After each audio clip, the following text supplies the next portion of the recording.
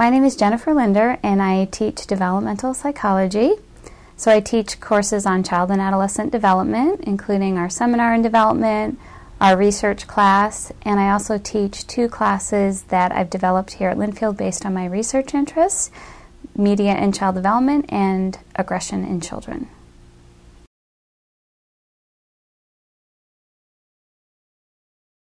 The blog is called Media Mom PhD, and it was actually the idea of my students. Last semester I was teaching media and child development, and throughout the semester I was always emailing the class things that I found that were relevant to the topics we were studying. And so I would email them a story about a new article that came out on SpongeBob SquarePants and cognitive development, or some blog post on advertising.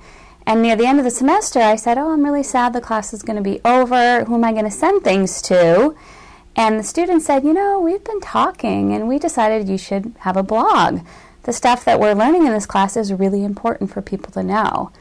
And I had never considered doing a blog. I never thought of myself as a blogger. And I thought about it, and 2 weeks later, I decided to do it, and I launched the blog the next day.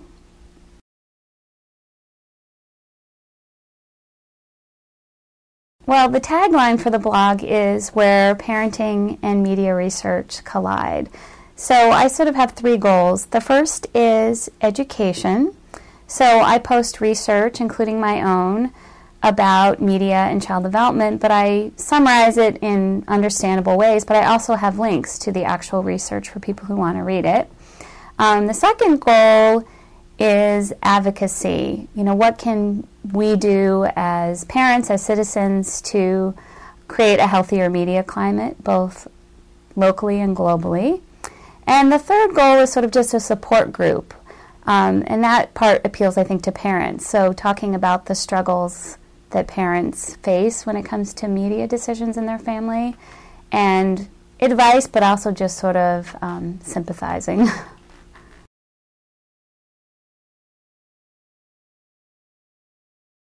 So there are lots of websites and blogs out there that give media advice to parents, and there's some really fabulous ones that are research-based, but I wanted one that was a bit more personalized.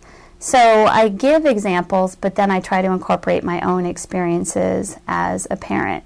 So for example, every media website will tell parents, don't use television as a babysitter. And based on the research, that's a bad idea. But that's not really realistic. If we're really parents, we realize that's almost impossible to not do. And so I sort of talk about that within the context of my own parenting experiences.